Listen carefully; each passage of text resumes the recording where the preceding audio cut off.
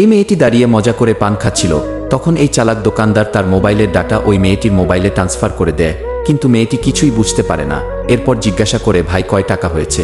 তখন দোকানদার বলে 50 টাকা। এরপর মেয়েটি মোবাইল বের করে যখনই পেমেন্ট করতে যাচ্ছিল, তখন দোকানদার মেয়েটির হাতে ফোন দেখে বলে, ম্যাডাম আমার ফোন আপনার কাছে কিভাবে গেল? তখন মেয়েটি রাগ করে বলে, তোমার মাথা খারাপ হয়ে গেছে, এটা আইফোন, এটা কিনতে তোমার দোকান বিক্রি করতে হবে। তখন দোকানদার বলে, আরে ম্যাডাম আমিও আইফোন 14 চালাই, আরে দেখুন আমার কাছে 15,000 টাকার ঘড়িও আছে, আর আমি কিছুক্ষণের জন্য আইফোন এখানে রেখেছিলাম, চুরি করে বলছেন আমার। তখন মেয়েটি বলে, কি প্রমাণ আছে এই আইফোন তোমার? তুমি এর পাসওয়ার্ডও জানো নাকি?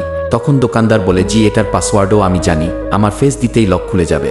যখনই মেয়েটি তার মুখের সামনে ফোন নিয়ে আসে আর লক খুলে যায়, তখন দুইজন পুলিশ ওখানে চলে আসে। এরপর পান বিক্রেতার সঙ্গে যা ঘটল তা অবশ্যই দেখবেন, কিন্তু তা দেখার আগে ভিডিওটি লাইক করে দাও, চ্যানেলটি সাবস্ক্রাইব করে দাও। লাস্টে পুলিশ বলে, এটা আমার ছোট বোন, আর আমি তোমাকে ধরার জন্য প্ল্যান বানিয়েছি।